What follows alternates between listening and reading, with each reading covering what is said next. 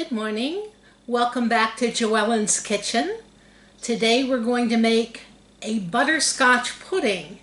And Grandma used to put it in a baked pie crust and make butterscotch pie.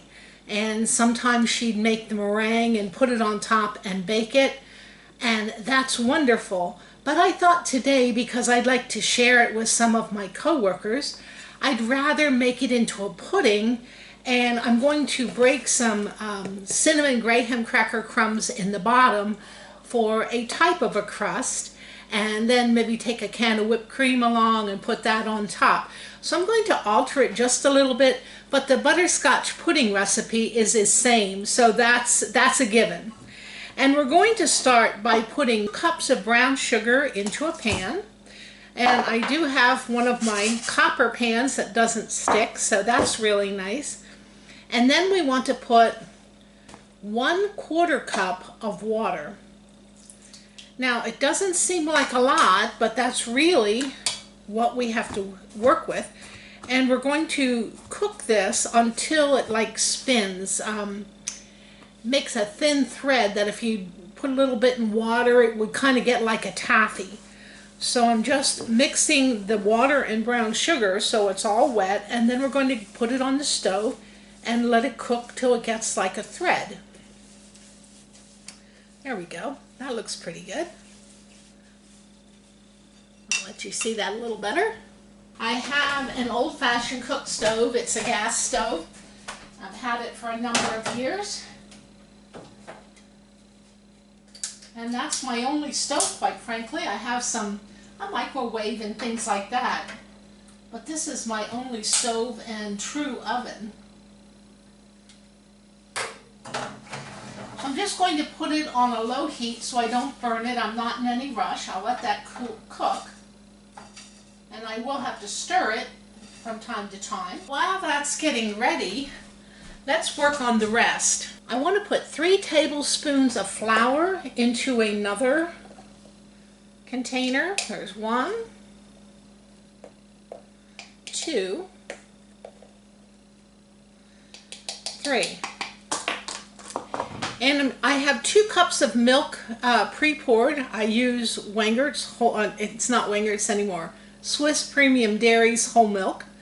And so we want to put about a 1/2 cup of that milk into the flour so that we can mix it. And then get the lumps out right away, so we don't want to have lumpy butterscotch pudding. Okay, so we have our flour paste all mixed together there. We're going to let that sit, and we're going to go double check on our brown sugar and water cooking into a spin. As you can see, it's cooking up here. Dissolving really.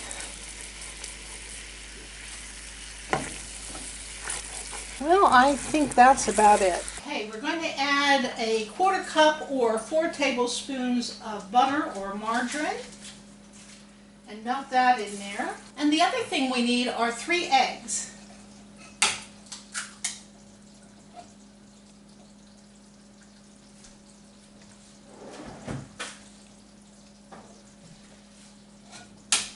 But we don't want to add those right to the hot mixture.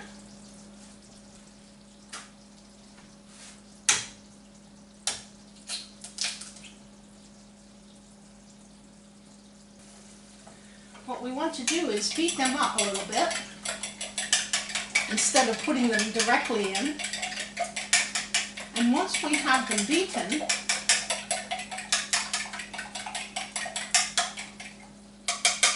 then we want to add them to the butterscotch mixture.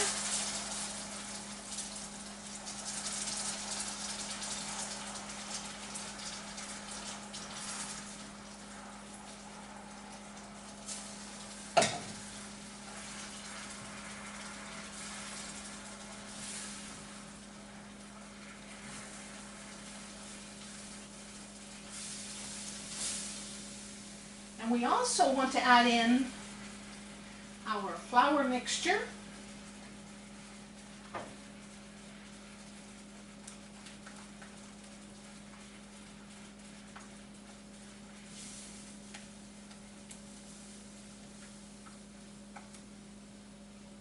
here we want to be careful we don't overcook. I'm going to turn my heat down again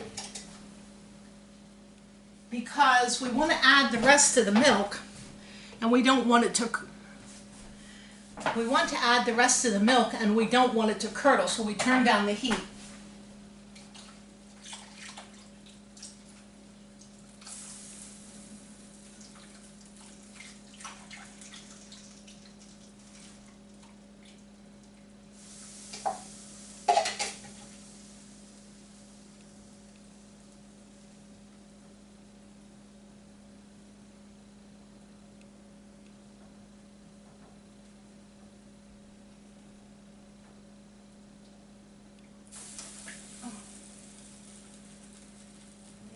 There.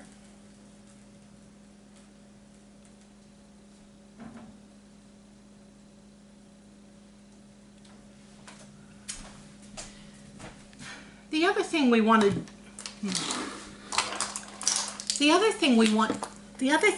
do is add a teaspoon of vanilla.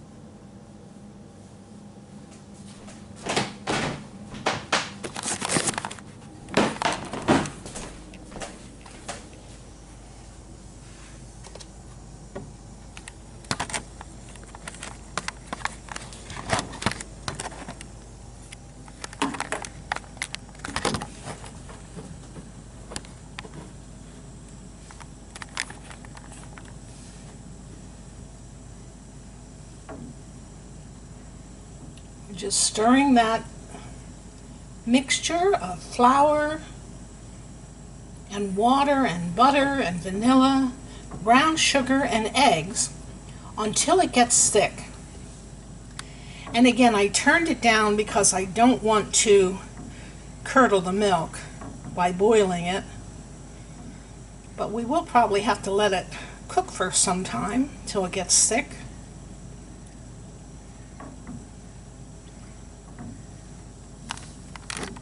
Okay, I think this is good and thick, and we can spoon it.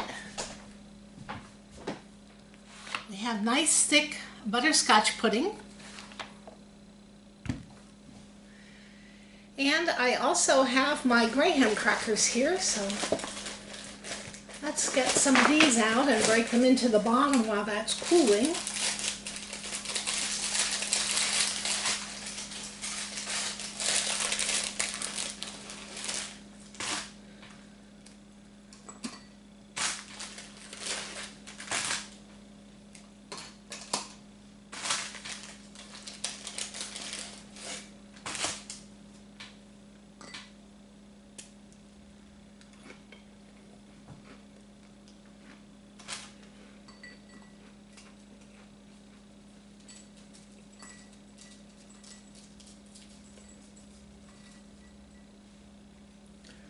Just make a nice little graham crust on the bottom.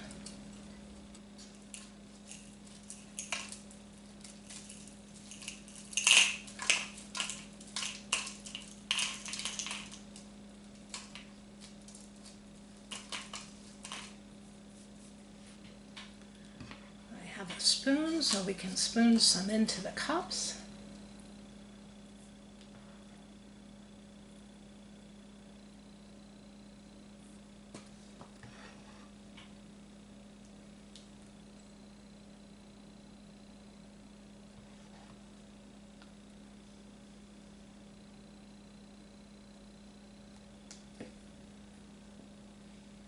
And we're going to pretend that this is nice and cool. And I'm going to put a little whipped cream on it, and we're going to try it out.